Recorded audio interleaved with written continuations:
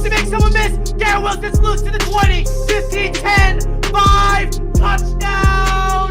Breece Hall cuts up the middle. Breece Hall's loose. Breece Hall's gone. Breece Hall is gone. He walks into the end zone. Josh Allen fires it over the middle. Intercepted. Sauce Gardner picks off Allen. Sauce Gardner, let's go. The rookie picks off Josh Allen. Win it. That's long. Oh my God. Drops back to pass.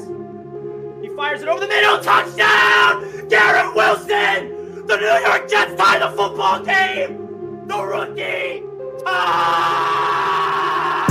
The Jets win. The Jets win. Ashton Davis. Ices the game. Let's go. Handoff Quinnen Williams with the tackle for loss. That's a loss of 5 yards. Josh Allen is going to fire up a bomb. Josh Allen. Sauce Gardner's there for the game winner. The New York Jets beat the Buffalo Bills and improved to 6-3 on the year. Sauce Gardner. Yeah. That's how we get on the ball, boy. Yeah.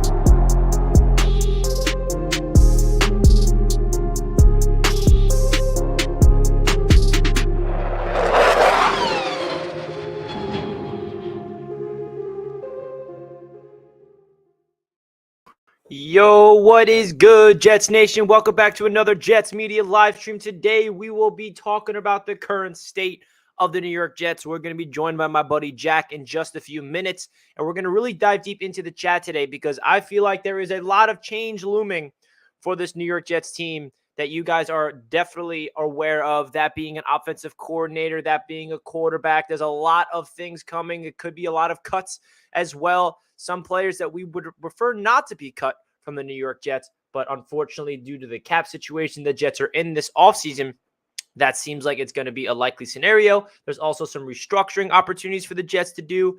And overall, man, I just want the theme to today's show to be about the overall change that's coming.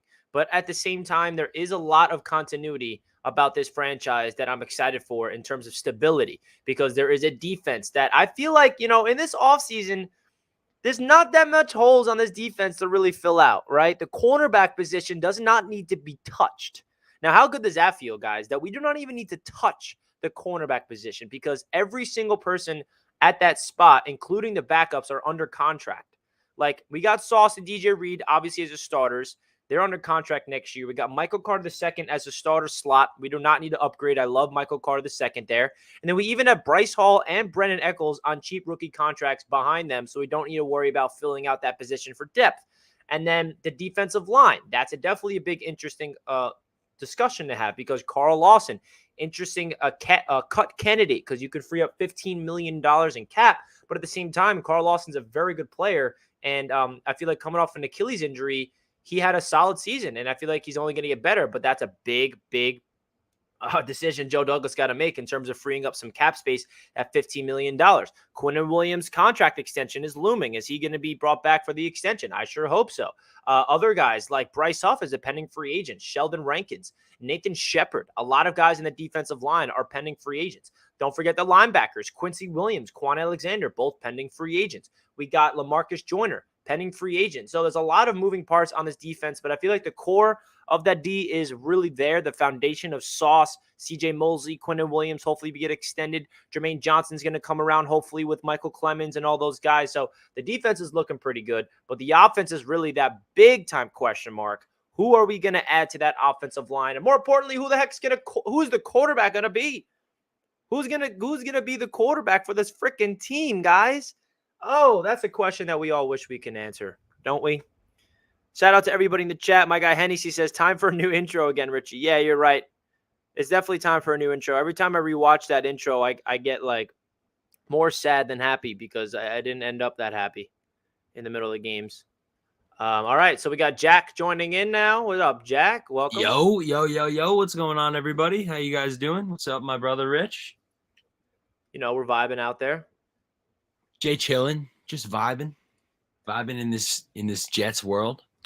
Yeah, man. So I was just starting off the stream talking about how there is a lot of change looming change to be coming for the Jets, but at the same time, there is some stability and there is some core pieces on this team that we don't even have to worry about. And I was just highlighting the cornerback position. Like, we don't even need to touch that spot. Oh, yeah. And there's other position groups on this team that we don't like. Running back, I feel like we don't need to touch as much. But there are some position groups on this roster that's going to get flipped around. Of course, the coaching staff is going to have a big time change on the offensive side of the ball. Whoever we bring in, he's going to bring in a lot of new players. We need a new offensive line coach. We need a new wide receivers coach because Miles Austin got suspended for gambling. And there's a lot of change to be coming, Jack. So that's really the theme of today's show is the change. New quarterback potentially, new offensive system potentially, whole new draft class, whole new free agency class, and potentially, which is the hardest part about this, is the cuts. Now, there's going to be a lot of cuts that we do not want to make, but because of the cap situation that the Jets are in, we're going to have to make some really harsh decisions. Shout out to Jets Talk 24/7. Shout out to Ryan in the chat, my man. Yo, What up, Ryan, Ryan? hop on the stream. I know you're not doing anything. Come on, Ryan. I'll give you the link. You hop on the stream, and let's get Ryan in here. Always love chatting with Ryan. But yo, why don't we break it down? Position by position, where we're at now, how we think it's gonna look next year. For sure. If you're down, if that's something you're down for, obviously. I'm down. And guys, just so you are aware, I have been working on my mock off-season video, and as you guys know, that takes a long time to figure out. It's stressful because you got to make a lot of decisions. You're like, wait a second, I can't cut this guy. I don't want to cut him. He's so good. But no, you have to, Richie, because you can't afford a new player at this position without doing that. Like, oh, well, blah, blah, blah. Like, it's a lot, man. It's really, really a lot. So stay tuned for that video to come out later on this week. And yeah, I'm down to do that, Jack, right now. LO, I'm on dad duty right now. I assume you're on dad duty, Ryan. It's all good. You can sit back. You're on your off day right now of content, and sit back, enjoy the kid, man, and watch some Jets media with Jack and I. Love it. I love it. So should we start with the good old quarterback? Or is that Yeah, I mean, that needs to be. Is that getting too deep? No, I mean, you have to figure out the quarterback is beforehand. So Lamar Jackson is the quarterback, and then we go. But obviously, basically, we don't have to say like exactly who it's going to be. But basically, the idea I had was more like, are we happy with the guys we have in this position group, or do we need to add players in the offseason? Obviously, with the quarterback, the New York Jets need a quarterback. So we don't need to go into the debate on who it's going to be. But I think it's pretty unanimous amongst all of us Jets fans and all of us Jets content creators and everybody out there in the NFL world that the Jets need a quarterback. So we don't have to get into the specifics of, whether it's Derek Carr, Lamar Jackson, anybody else. A big talking point about the quarterback spot, though, is would you guys in the chat be interested in re-signing Mike White? And that doesn't mean for the starter, by the way. That just means as a backup on top of whatever quarterback we bring in. Will you want the quarterback room to be, for example, Derek Carr with Mike White and Zach Wilson as the two backups? Or would you rather move off of Mike White, keep Zach Wilson, draft the quarterback so you have a veteran, Zach Wilson, and a rookie? You completely move off of Zach Wilson, completely trade him away. Then you have to re-sign Mike White. I mean, there's a lot of different options. I think how I see it, I don't, and obviously, neither one of them is going to be the starter. So I guess it doesn't really matter. But I just can't picture the Jets moving forward with both Zach Wilson and Mike White in the quarterback room. So I feel like, whoever can fetch us more in the trade market, I wouldn't mind parting ways with, because I wouldn't mind if Zach Wilson was the backup, but I'd probably prefer Mike White to be the backup just because he's the better quarterback. Now, I just feel like Mike White is like the perfect. He could be like, and this might sound silly, but he could be the franchise backup quarterback for this team. Now, is that weird? Maybe.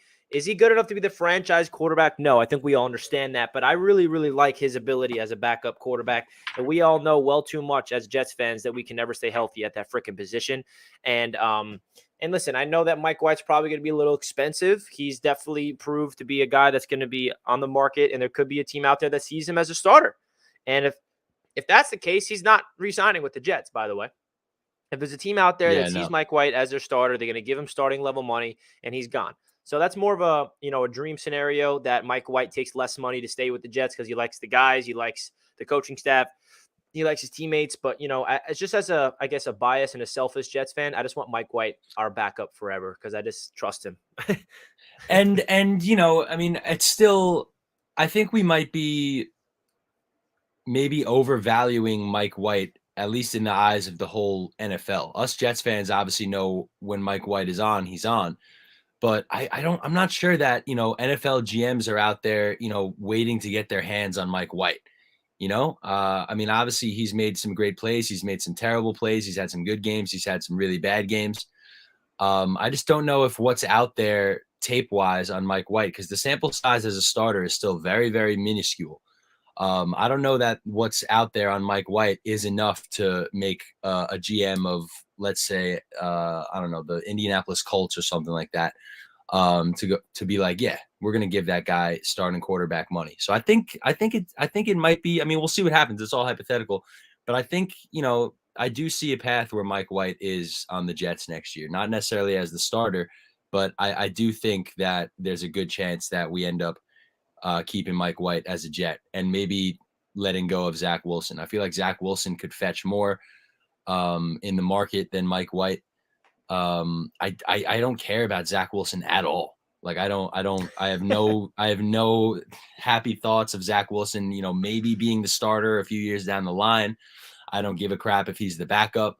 I'm totally done with Zach Wilson. So I'd rather, salvage something and get rid of Zach, keep Mike White as the backup, and pick up a veteran. Yeah, that's And gonna be another interesting thing to see what happens. If I had to guess, I think they're gonna keep Zach Wilson on this team for next year, not as a starter, but just on the team. I could be completely wrong for sure, but I just feel like the Jets, they like to give players 3 years, and it's been 2 years of Zach, and he has been nothing but a gigantic disappointment. So I think they're 100% going all in for a quarterback, whether that's Derek Carr, Lamar Jackson, somewhere else. We will find that out. But the quarterback position is definitely the most important piece of this offseason's puzzle. But the other piece of the puzzle, in my opinion, Jack, is the offensive line. Because the offensive line, there's a lot of interesting things when it comes to this offensive line. Now, I think the entire offensive line in 2023 has all to do with the health of Elijah Vera Tucker and, yes, Mekhi Becton. And I know we cannot put faith in Mekhi yet. He has not proved. We cannot give him that starting left tackle role and say, yep, that's your spot in the offseason. We need to go out there and get competition just in case he doesn't make it to the season, because we haven't seen him healthy yet. But I think those two guys, when it comes to this offensive line on paper and, the whole narrative that the Jets offensive line stinks, which is what it did last year. But I really think that we do have two blue chip pieces on this O-line. When they were both healthy and both on the field, we saw Pro Bowl talent. And don't forget, yes, I'm talking about Mekhi. When he was a rookie, Jack, we were in love with him because that man was mauling people as a rookie. And the unfortunate part about Mekhi is 2 straight years with injuries. So then you go into the offseason. There's, Nate Herbig is a free agent. Do you bring him back as depth? I think so. Connor McGovern, who, by the way, is the best center hitting the market. Like, he is the best center on the market, free agency-wise. So there's going to be a lot of teams interested in Connor McGovern. There's no guarantee that he comes back. And I know that a lot of Jets fans have mixed feelings about Connor McGovern. But the reality is he's the only player on that team that played 100% of the snaps at the offensive line. Now, Lincoln Thompson played 99.9% of the snaps because one play his shoe came off, but he was still healthy. So you can't really say that. But McGovern's very durable. And he's reliable. He's serviceable. He's not a top 5 center in the league, but he's definitely a quality guy. And if you don't bring him in, then you really have to go out there in the draft and get somebody, because that's crazy. So, Jack, what's your overall thoughts of this offensive line? Lincoln Thompson was a big disappointment in year number 1. We have AVT, who's that superstar, but he got hurt, obviously. Dwayne Brown could retire. Like, where's this O-line in your head heading into this offseason? I think first round of the draft, the New York Jets draft an offensive tackle or a center, but probably not an really offensive a center tackle. that is a first round grade this season, so it's definitely going to be OT. All right, so we'll call it an offensive tackle. So that would be, obviously, ideally, we're thinking Becton starting at left tackle. We got Lakin again at left guard, I assume. Unless they want to pair up Becton with AVT. I know that's been our dream as Jets fans ever since we drafted the both of them. to have those guys next to each other on the line for a decade.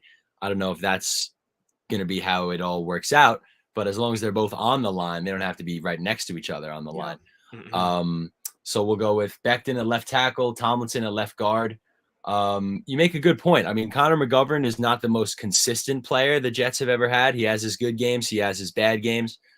But his availability is a huge positive. Especially when you think of all the injuries that we've had. Exactly. I mean, the fact that he was able to be there all year was a huge positive for this offensive line. And then you got, appreciate you, Dave. And then you got AVT at the right guard, and whoever we draft at the starting Paris Johnson, right tackle. baby, fall to us at 13. Come on. There's a lot Future of New York offensive Jet, tackles, Paris though. Johnson. We're getting this. We're getting one of the good thing about our spot in the draft is there's like 3 or 4 solid offensive tackles, and if Paris Johnson doesn't go there, we got a lot of other players that are going to be there available. Yeah. And so you said Connor McGovern. We're re-signing him. I think so because like you said, he's the most talented center hitting the open market. And if we were to not re-sign him, we would have to go all in and make sure we handle it in the draft. And now I wouldn't mind taking multiple offensive linemen in this upcoming draft. Yeah, because you said you really want a center in the draft. The best center is John Michael Schmitz from Minnesota, and he could be going in the second round. So we could get Paris Johnson, for example, or any offensive tackle in the first round, and double down and get John Michael Schmitz in the second round and get tackle center. Boom, boom. I mean, I'm sure a lot of Jets fans out there, cry on the inside when they hear that. I love that. I'm all in. I mean, for Joe Douglas's entire tenure, I've been all in on drafting offensive linemen early, because Joe Douglas has done a great job at assembling depth on this offensive line. But we need these guys that we expect to be starters to be playing at a high level and be available. Obviously, we're hoping to not continue to deal with the injury bug on the offensive line, especially when we're going to be bringing another quarterback in next year. And hopefully we won't be, throwing him to the wolves in front of or behind rather a shitty offensive line. So I really feel bad for Joe. I really feel bad for Joe Douglas. I really do. Just in the perspective of this offensive line, because I think he's done a pretty good job of building this offensive line, but we have never seen 5 offensive linemen that Joe Douglas brought in the offseason play together throughout the season healthy. And we had 9 different offensive line combos this past season. We had like 13 different offensive linemen starting. Like, that's just not sustainable. And Joe Douglas came here and we all said, like, yeah, he prioritized. He's a former O-lineman. Like, yeah, O-line. He's going to fix the O-line. And, like, it's not like Douglas hasn't been trying, man. He takes a swing on Mekhi Becton. He trades up to get AVT. He goes out there and he's in his first offseason free agency. He brings in McGovern, brings in Fant. He's really trying to put this O-line together. But the problem has been health.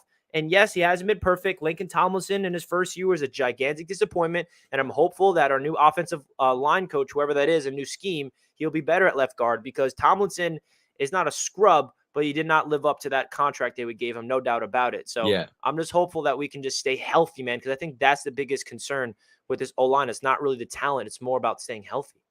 Yeah, and you got to throw Ryan Khalil's name in there. That was another big Joe Douglas flop. But yeah, he is a man of his word. Desperation move. Exactly. He said in his opening press conference that he's going to prioritize the trenches on both sides of the ball. That's where you win games. And he's at least a man of his word. Not everything has worked out as we've envisioned and hoped for, obviously, but year in and year out, he has prioritized the offensive line, the defensive line as well. But the offensive line needs more work than the defensive line does. So at least that's he really has where it all starts. We talk about Saleh and Douglas's philosophy that I love and you love and we all love in terms of just football philosophy and how to win football games.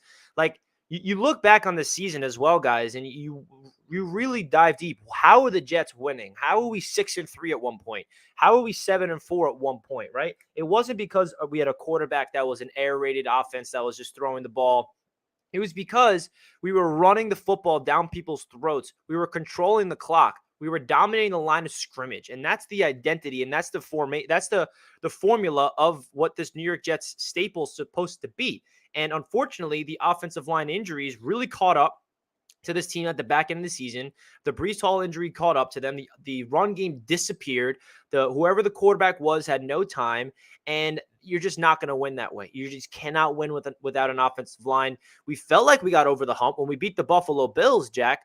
We ran the football in the fourth quarter down their throats. Remember that drive at our own 4-yard line? We just called literally like 11 straight runs, and that's how we beat Dominance. the Bills, man. That was dominance. That's what this New York Jets team is trying to become, a ground and pound team, run it down your throat. And we did that without Brees Hall and AVT in that game. So at that moment, we're like, wow, we just beat the Bills without Brees Hall and AVT. Maybe we really do have some depth that can really step in. And then it caught up to us, and the identity kind of just disappeared. And the coaching staff wasn't able to figure out ways to adjust with the injuries. And I like that Robert Saleh, by the way, at the end of the season, his press conference, he didn't make any excuses about the injuries. He took accountability and said, I did not do a good enough job, and my staff did not do a good enough job of handling the injuries, because he wasn't using it as an excuse. Instead, he was saying, like, we just weren't able to contain the injuries and really adjust and do the proper things necessary. And obviously we prefer that didn't happen, but I like that he held himself accountable, and he knows that next season they got to prepare, because injuries are a part of the game, and the best coaches and the best teams are the ones that can battle adversity and battle those injuries and really, really, win no matter what. Absolutely, man. I totally agree with you. I have faith in Joe Douglas to continue to make steps in the right direction when it comes to solidifying this offensive line. And I spoke about the stream with all the other Jets content creators last week. A lot of things are out of Joe Douglas's hands. Once he does his job and assembles the roster on paper, all he's got to do is cross his fingers that nobody gets hurt. And unfortunately, the sad reality of the NFL and being a Jets fan is that everybody gets hurt year in and year out.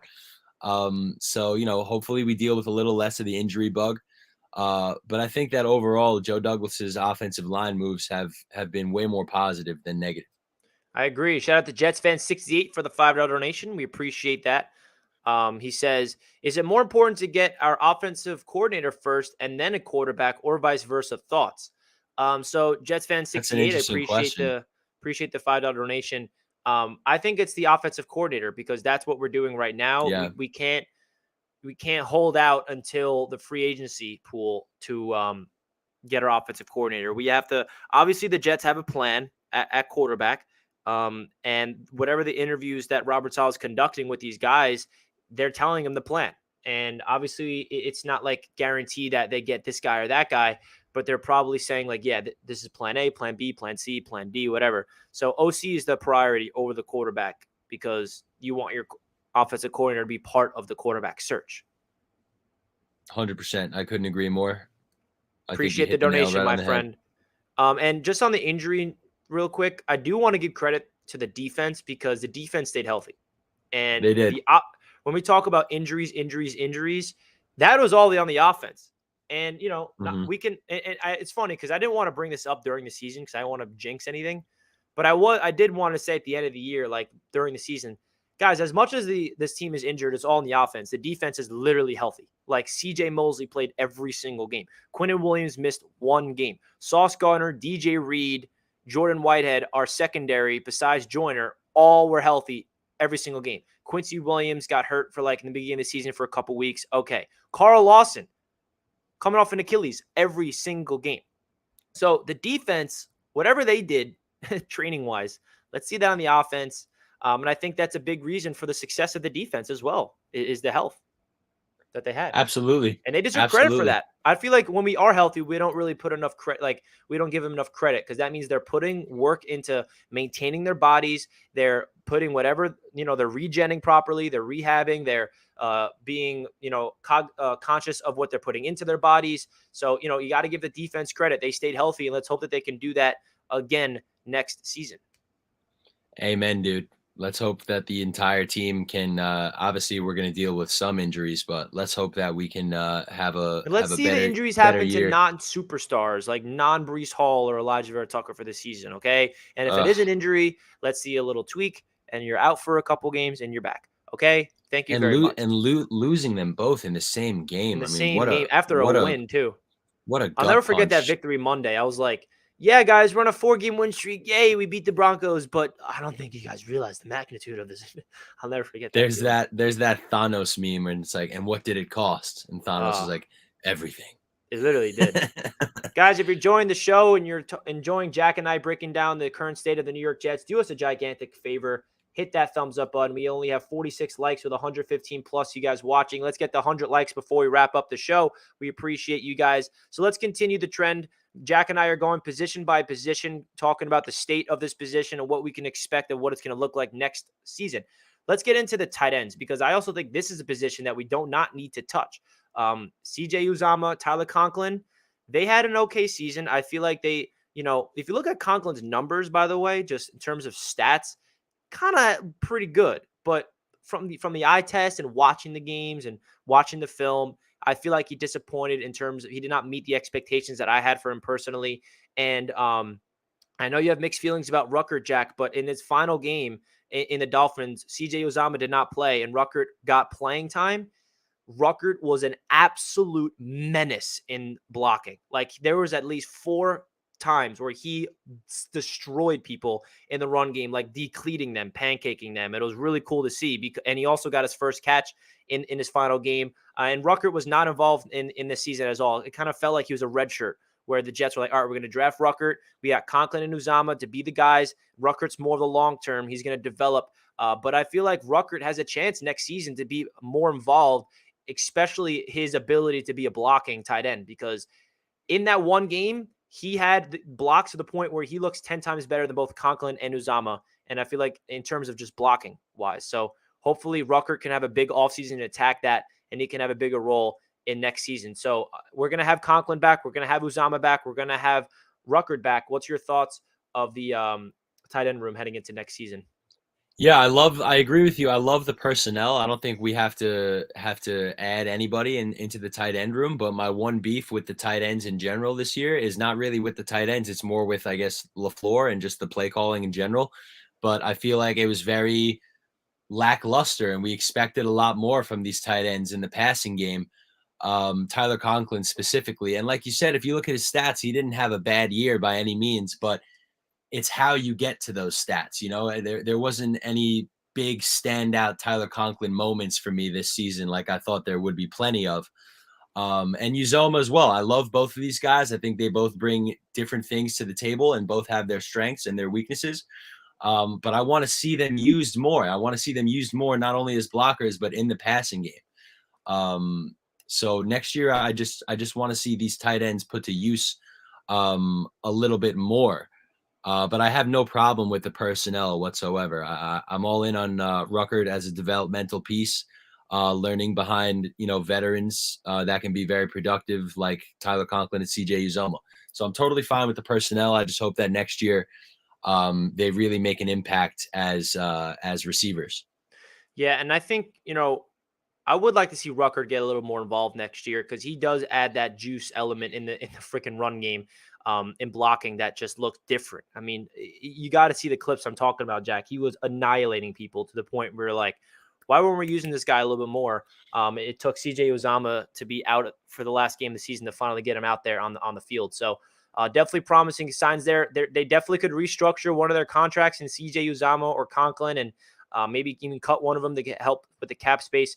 But I think they're going to roll with the same three of Uzama, Conklin, and Ruckert. So now getting into the running back position, I think that's another group that kind of we don't need to necessarily touch because if you think about it, we got Brees Hall returning from injury as we're all hoping that he's going to be back by week 1. And even if he's not back by week 1, we still got Zonovan Knight. We got Michael Carter.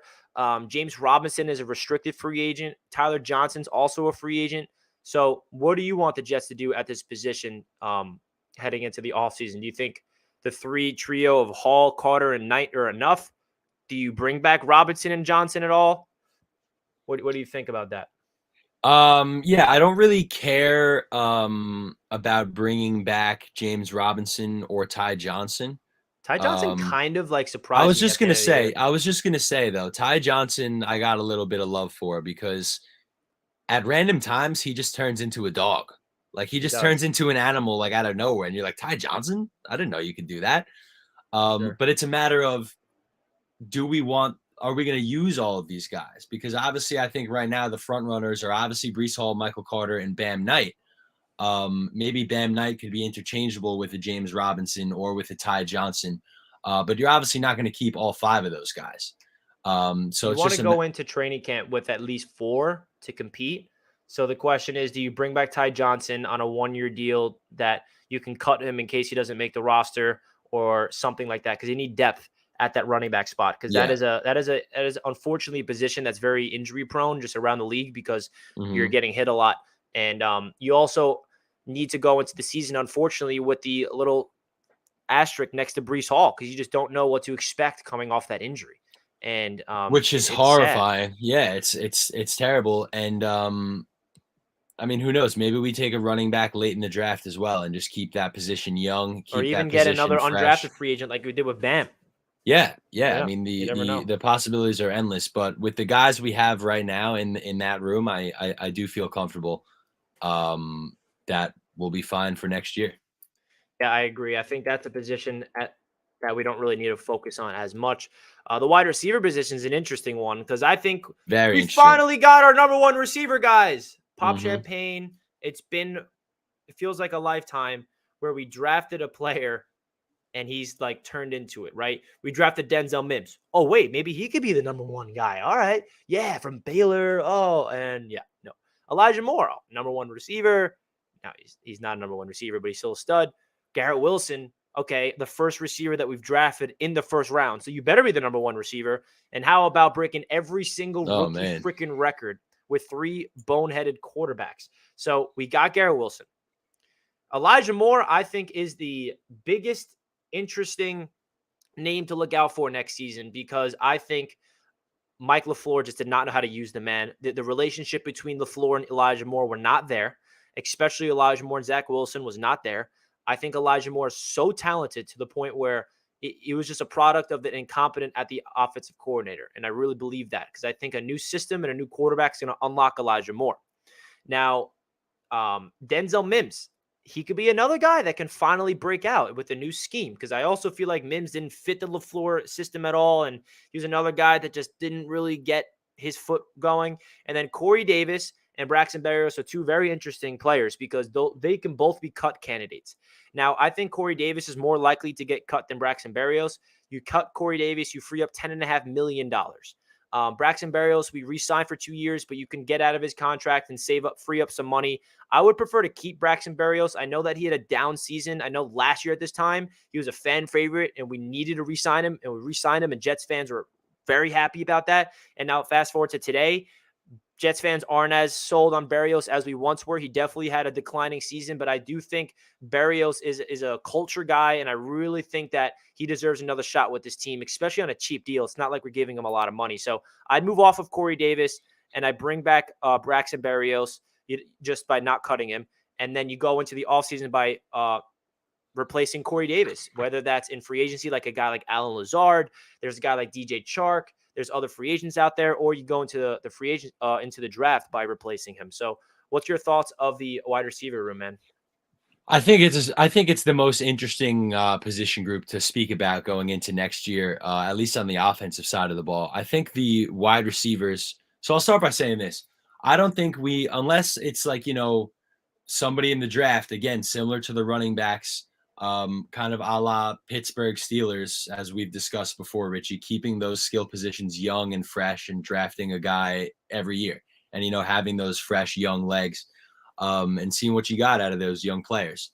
So I think that besides doing something like that, I think this wide receiver room doesn't need to be touched. I really think that the talent is all there, and I think it's going to come down to whatever offensive coordinator we hire and whichever quarterback we bring in to get the ball to these guys. Because I look at Garrett Wilson, I see a bona fide stud number 1 receiver done. I look at Garrett, I look at Elijah Moore rather, and I see, a very, very more than competent, extremely skilled, talented wide receiver who can be used in a completely different way than Garrett Wilson is used. I look at Corey Davis. I like some stuff that he's been able to do as a Jet. I don't like some stuff that he's done for us as a Jet. I like Corey Davis to be a big cut candidate, but then I don't want to, like we were talking the other night, like people are saying, can the Jets go out and get DeAndre Hopkins? Or you're mentioning, DJ Chark or Alan Lazard. I don't want this receiver room to get too crowded. I like it, and people might think I'm crazy. I like Denzel Mims to come in next year and fill in for Corey Davis at that wide receiver 3. It's tough to call Corey Davis a wide receiver 3 when, he made a lot of clutch plays. Whenever Zach Wilson's the quarterback, it seems like he's only looking Corey Davis's way. But Garrett Wilson is by far your best wide receiver 1. Elijah Moore, wide receiver 2. I like Denzel Mims to come in and be the third guy, Berrios to be the utility gadget guy like he was this year. I don't think you need to spend any more money adding a player into this already crowded, talented wide receiver room. And another, unfortunate reality, I don't want any of these guys to get pissed off like Elijah Moore was this year. I don't want Garrett Wilson to be like, well, we signed Chark. Well, why are we signing Chark? You don't think I can, the ball's not coming my way, or Elijah Moore is going to get pissed off again, or whoever we sign is not getting the ball. And it just creates chaos and madness that we can just totally avoid. I think the pieces are there to have a great wide receiver room already without adding anybody. And again, I think it comes down to the offensive coordinator we hire and the quarterback we bring in to spread the ball and get all these guys involved.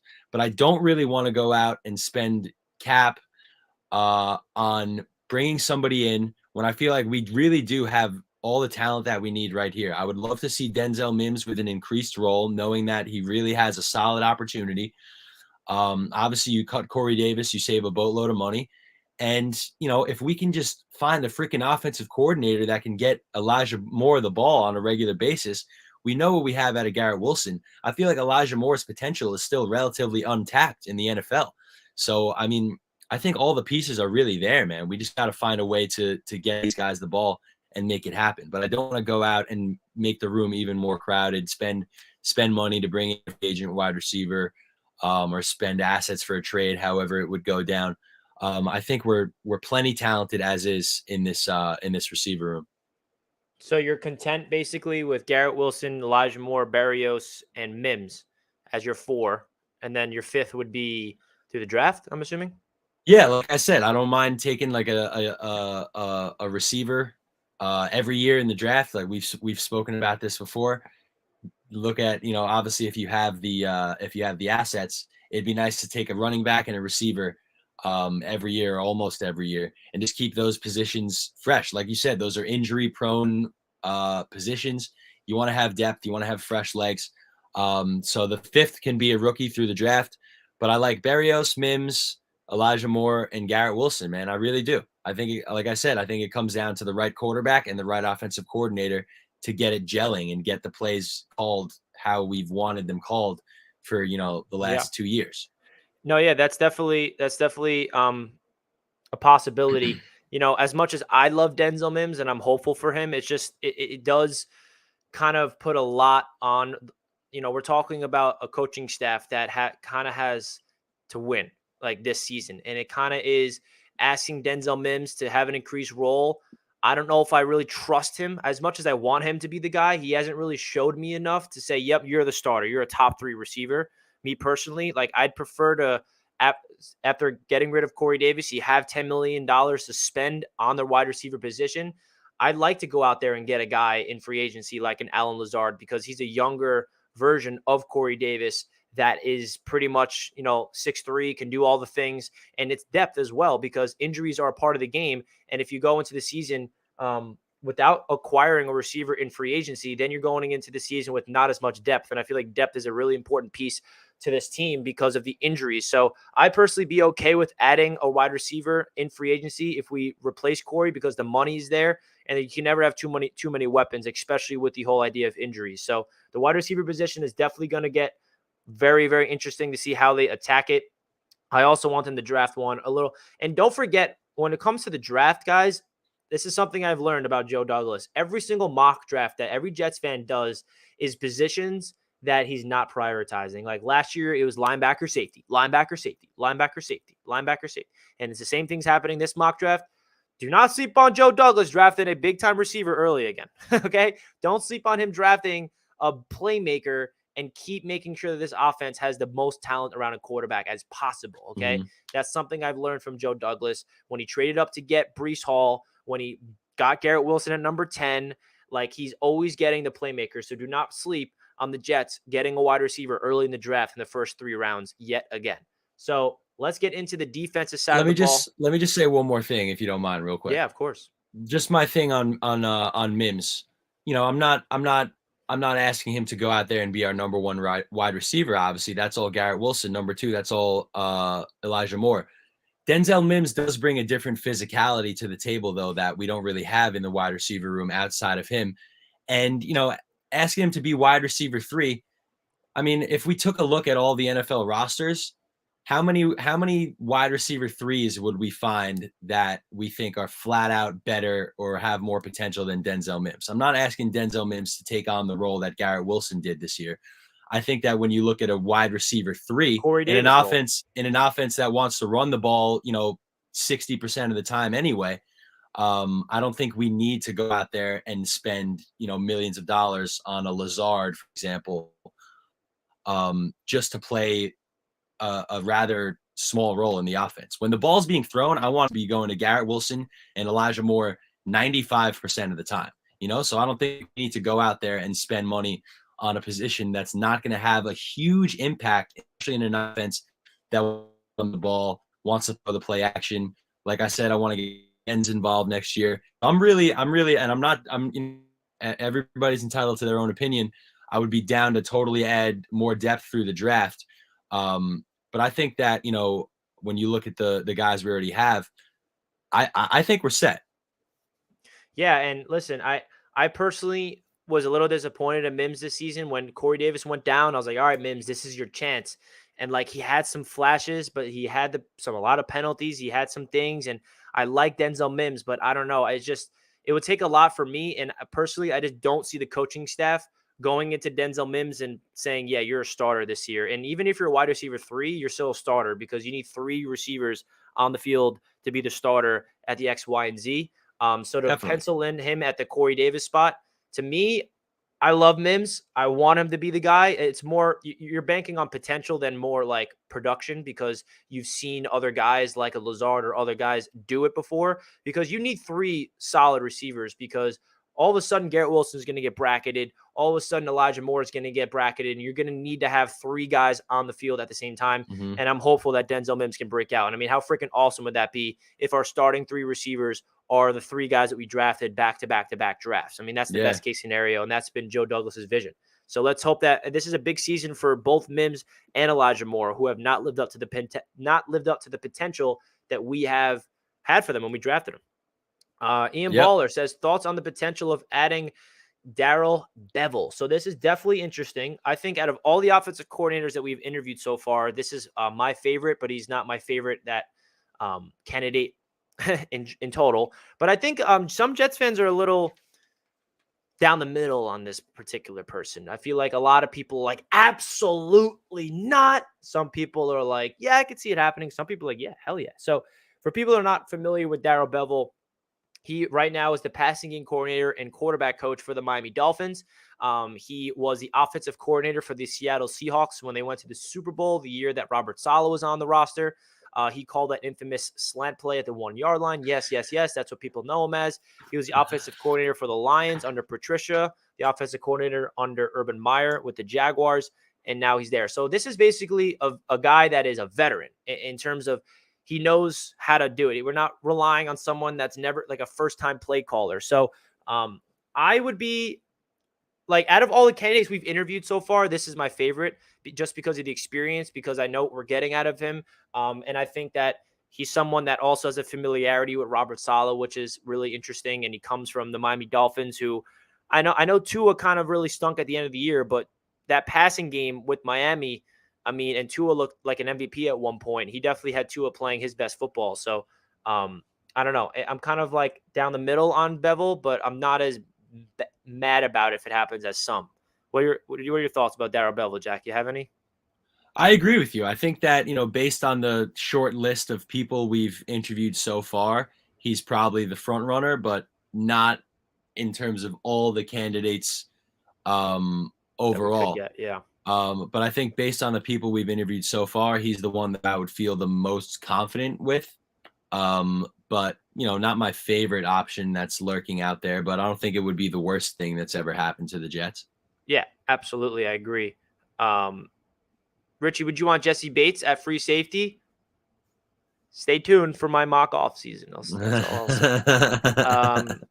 All right, let's get into the defense, baby. So right now, guys, if you're just tuning into the show for the first time, Jack and I are going into each position and giving it the current state. Who are the players that will be brought back next year? What are the additions that we might have for next season? So let's get into the D-line. The D-line is the very important spot of this team. Obviously, the big question around this spot, Jack, is Carl Lawson, because Carl Lawson, after his Achilles injury, he had a very good season. I mean, very solid, not elite, but 7 sacks, which is a career high for him.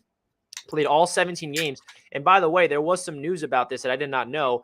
He had a setback in his rehab last year, and he was in risk of missing last season, the first portion of it, but he sucked it up.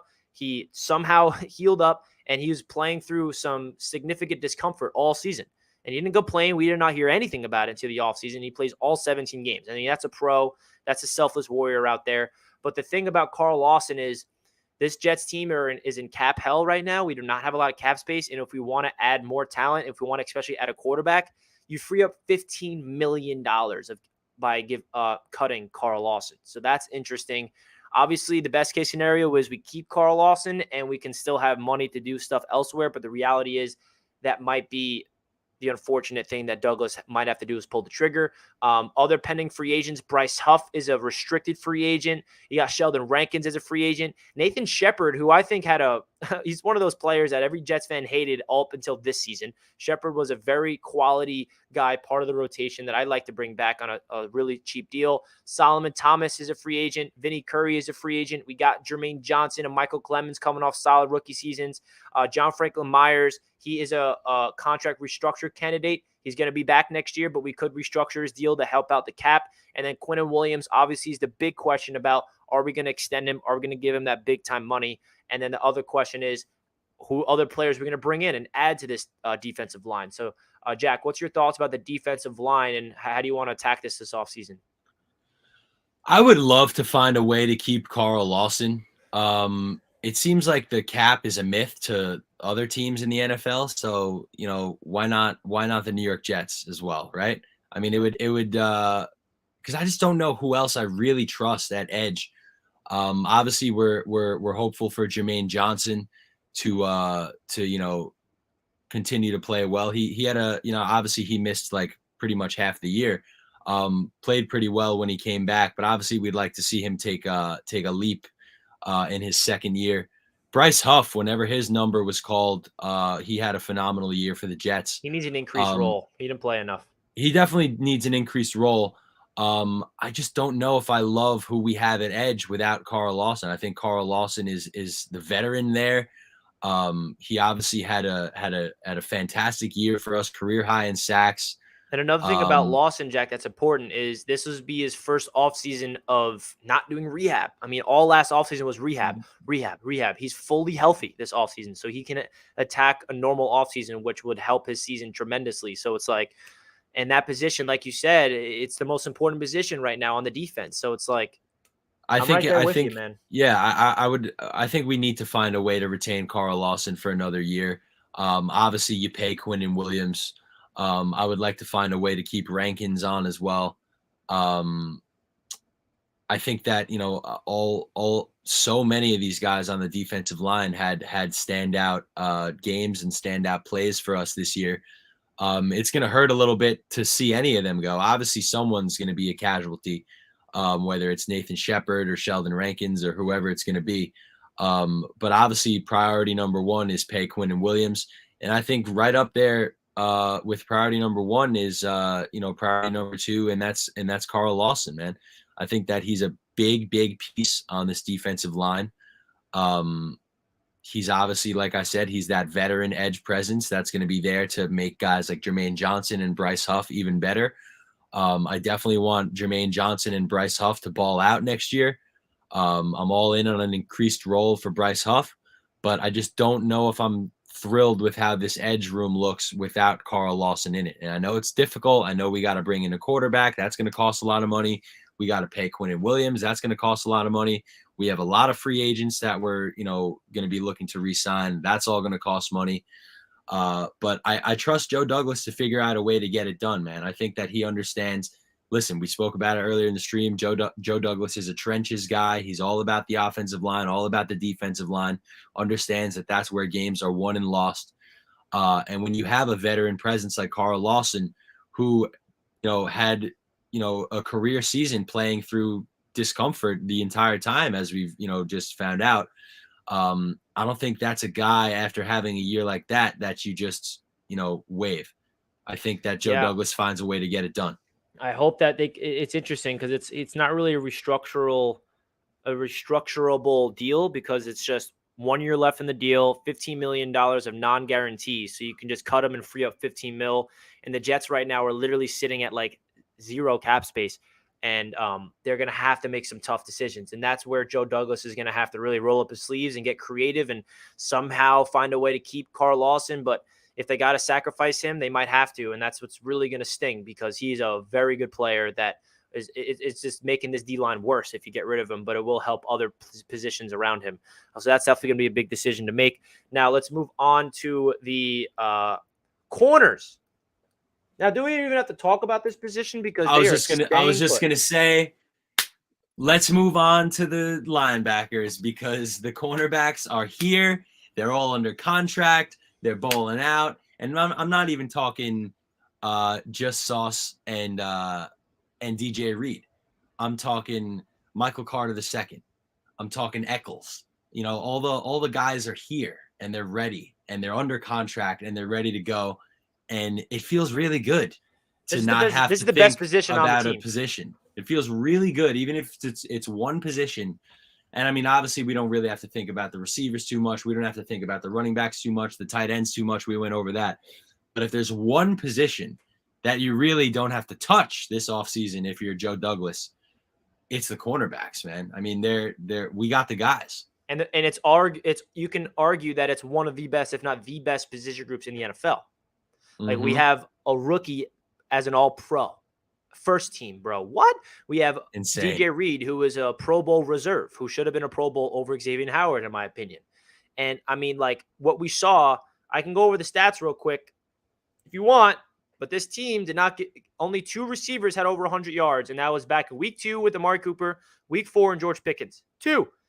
Talk about the receivers that we went up against, Jack. Justin Jefferson, Stephon Diggs twice, Tyreek Hill twice, Jalen Waddle, Jamar Chase. All those superstar receivers, they did nothing on this team. And this secondary also, the most yards that the Jets gave up through the air is 275. And that was Joe Burrow back in week 3. And that was the turning point of that of the season, by the way, of that game defensively. Everybody got lost in the sauce this year, man. The cornerback position, it's like a breath of fresh air. It's always been an issue for a long time. Every single offseason, we're always talking about the corners, who we drafting, who we signing. We don't need to freaking worry about it. Shout out Sauce Gardner, who is a legend in the making, future Hall of Famer. I mean, I couldn't agree more, man. There's really not much else we have to say. Linebacker time. Linebackers is interesting, man, because CJ Mosley, another player who is a cap casualty, $21.5 million he's due this on his cap.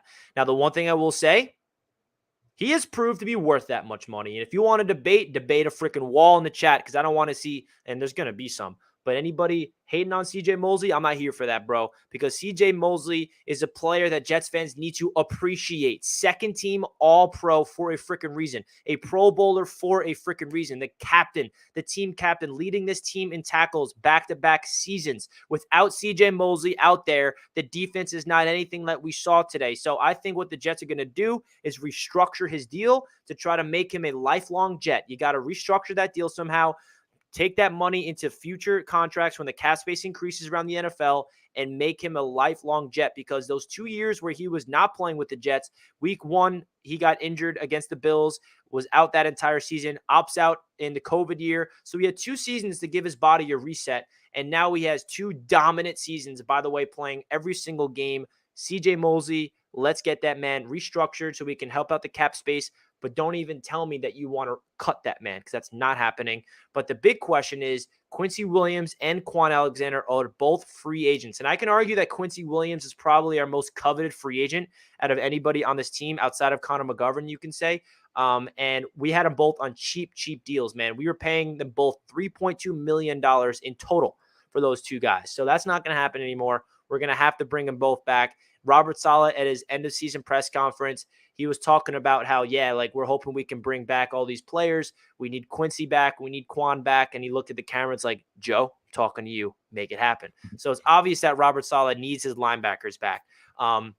Jamie Sherwood, in my opinion, he looked pretty good whenever CJ did miss a couple plays. Sherwood is that backup behind CJ as the Mike linebacker, being the vocal leader. And if CJ Mosley gets hurt for whatever reason, I kind of got confidence in Sherwood because he has been developing behind the shadow of CJ since he's been brought in. He's coming off year 2. He's entering year number 3. And Sherwood is hopefully never going to have to touch the field because that means CJ stays healthy.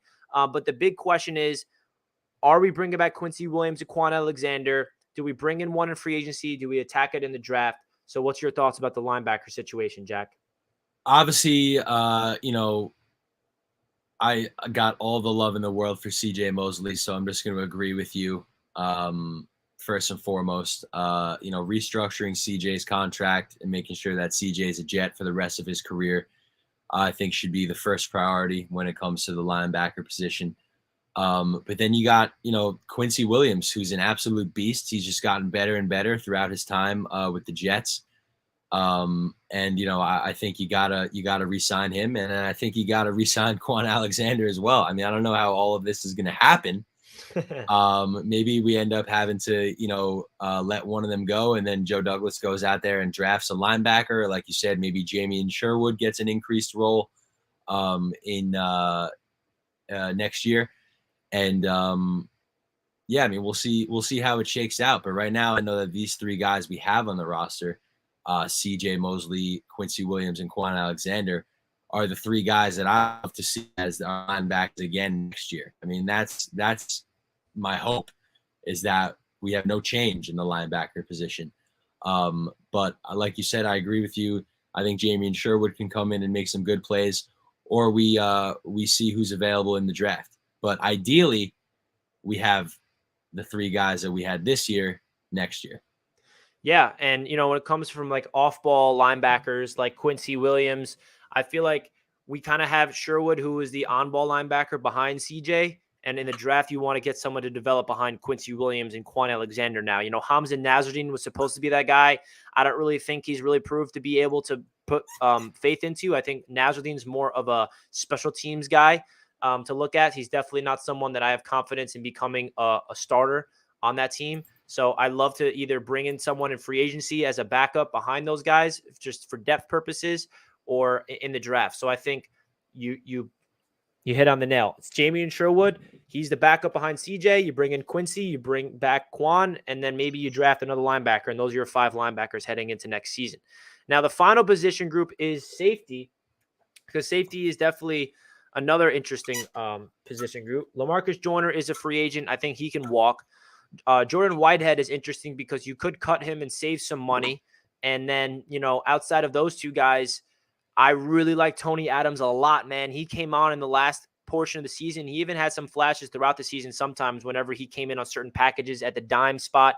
I think we might have a potential sleeper in Tony Adams, who's an unrestricted free agent last year out of the draft. I don't really think he's going to be a starter, but I think he can definitely be the backup behind someone we bring in.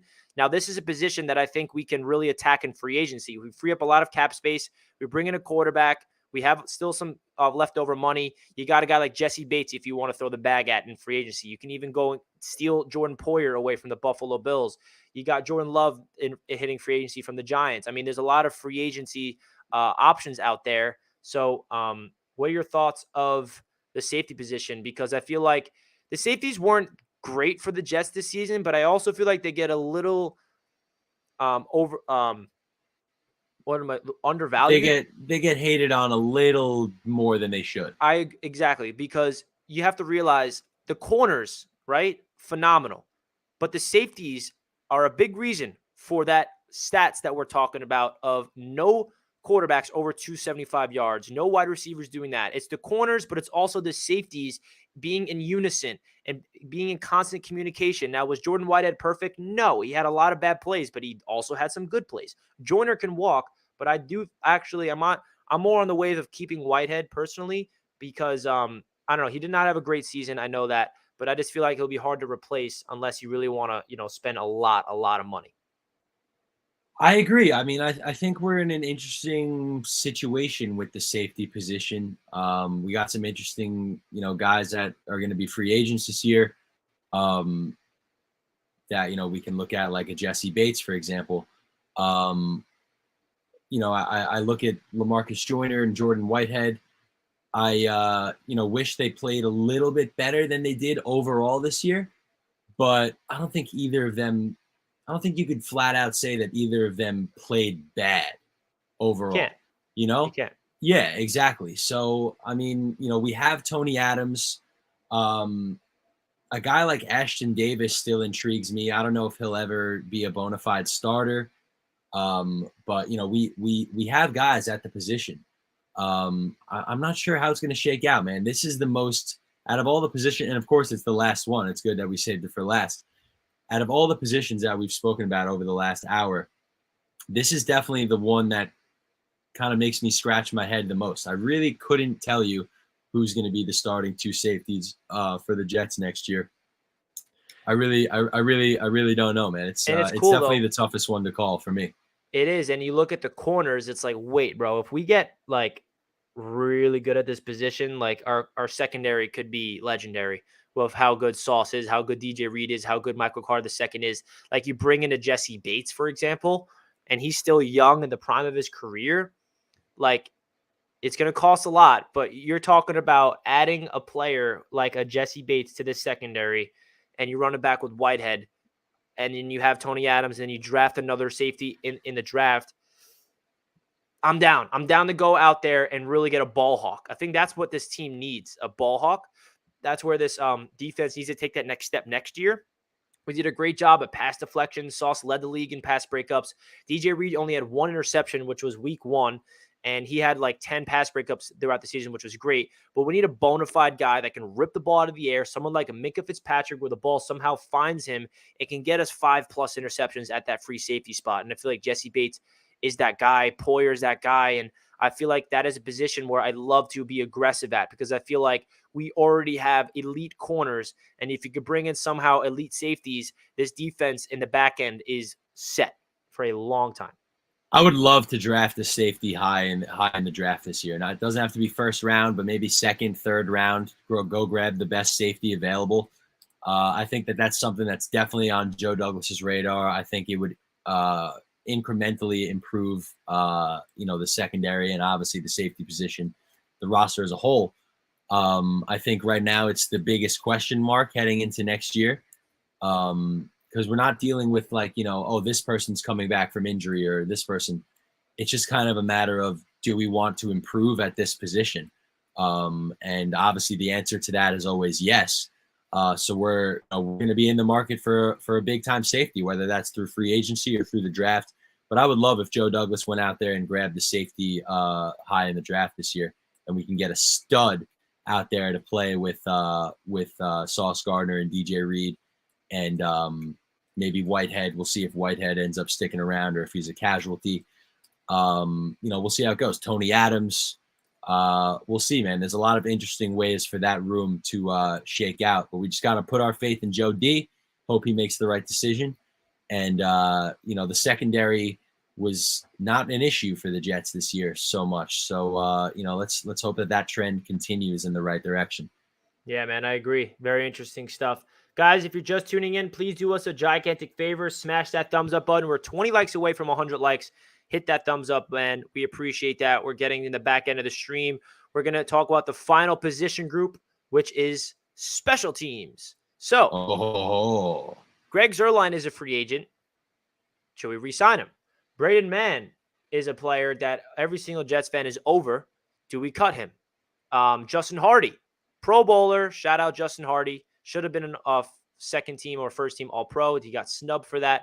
And it seems like they're running it back with Brant Boyer as their special teams coach. So I think the only question is, do you feel comfortable re-signing Greg Zuerlein? Do you want to bring in a new kicker?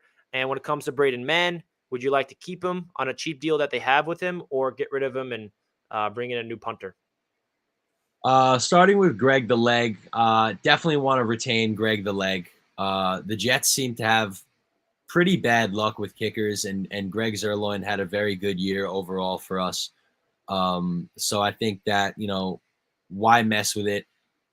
Let's roll with Greg Zuerlein as the kicker next year. In terms of punter, I'm done with Braden Mann, dude. I mean, if you're a punter, you're probably operating with the shortest leash out of any position that I can think of. You have one job, and he tends to fail at it 75% of the time. So, I mean, we got to go out and find a capable punter that can punt in the National Football League consistently. And clearly that's not Braden Mann.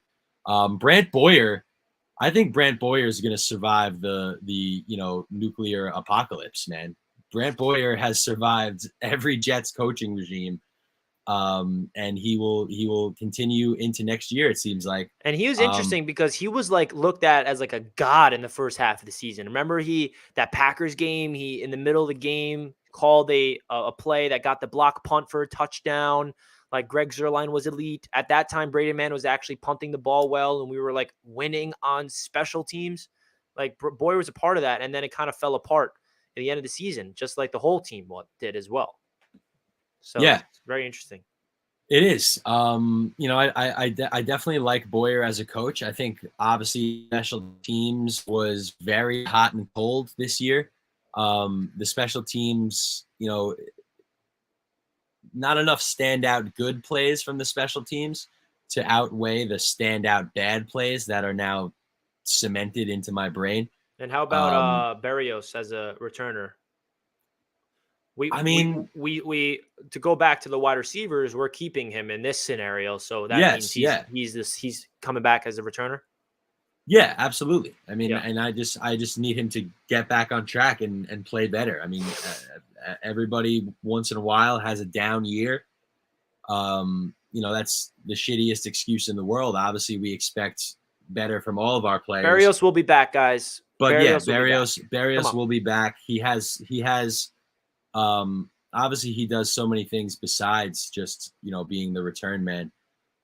So you got to bring a guy like him back unless you have an immediate replacement who's not only going to be the return man, but it's also going to be the gadget guy on offense as well. So I think Berrios plays a big role overall. You're not going to get rid of Berrios. It's not like you're overpaying for him anyway. I think Berrios stays put, and he'll be returning for us next year. Yeah, I agree. I know a lot of people want him gone, but I just feel like you can't forget about what he did with this team 2 years ago. I mean, he was an absolute stud, a new system. He's a utility guy. You can use him in the slot as a wide receiver. He's a reliable pass catcher. I know that he did not have the best season ever this season, but I'm someone that believes $5 million for Braxton Berrios is pretty cheap. And I bring him back for another year. So we'll see about that, man. So that's going to do it for all the positions. Jack and I recapped this entire team. We talked about the current state of each position. There's a lot of things to look forward to with this team. The next thing to look forward to is definitely the offensive coordinator search. We're going to be hearing some new names. Todd Monken apparently is getting interest from NFL teams. We don't know if that's the Jets yet. We have to hear. Right now is the offensive coordinator for Georgia. Remember that the Jets interviewed him to be the head coach a couple of years ago, and some people want him. Is Greg Olson actually going to get interviewed? That was another guy that a lot of people were linking to the Jets. We haven't heard about him. So the offensive coordinator search is going on right now. Let's just hope that, fingers crossed, this guy is going to be it, because, we have a lot of things to go into, man, this season, bro. And Absolutely, dude. hopefully we just get the right guy in the building, man. The off season has only just begun, and it's weird because usually, I mean, the draft feels like it's right around the corner, because it's only like the Senior Bowl is like in 2 weeks, 2 months away. The Senior Bowl is like a couple weeks. And dude, away. how crazy! It's crazy that it's like usually we're thinking about this, by Halloween, and that was not on the radar this year. So it's kind of like sneaking up on how soon all this stuff really is. I'm so behind on the draft and the whole offseason stuff, just because I was so not into the there goes my camera battery. I was so into the offseason stuff, but it's all good. We're gonna be coming out with mock offseason soon, guys. As my camera's dead. Come on, camera. Come on, camera. All right, at the guys. End of the stream, you got to do that. Well, that's the end of the show. As you see, it's blacked out over here in Richie Land. Nah, man. Well, we appreciate you guys tuning into this show with Jack and I. And there he is. We look forward to giving you guys some content throughout the season. We got a lot of fun things planned. I am planning something. It's not confirmed, but I do want to do something for the NFL draft this season that could involve you guys. Any Long Islanders want to come through? Not confirmed, but definitely keep that open. Trying to get more of I kind of want to make this offseason more interactive in a physical matter with you guys. I love meeting you guys digitally. Like right now, I see Hawk, I see Kev, I see Harlan, I see Finger Lakers Jets fans, I see Dave, I see Kareem, I see Mark. There's so many of you guys in the chat that I want to meet in person more often. So I want to do that more often, do some events. So stay tuned for that. And Jack, anything else you'd like to say before we end the show today? We got a fun off season ahead of us. Thank you, as always, my brother, for having me on. Thank you to everybody in the chat for your continued support of the channel. It's all because of you guys that we're able to do this and talk Jets and engage with this amazing community. And yeah, I'm just always grateful to come on here and do my thing. So thank you, Richie, and thank you to everybody in the chat. Let's go, Jets, Jets, Jets, Jets, baby, forever. Let's go, baby. Everyone hit that like button. We were 4 likes away from 100 likes. We got a lot of fun things coming your way here on Jets Media, and I thank you all for the support as always. I'll catch you guys next time. Let's go freaking Jets, and I'll see you in the next stream. Peace. Peace out, everybody.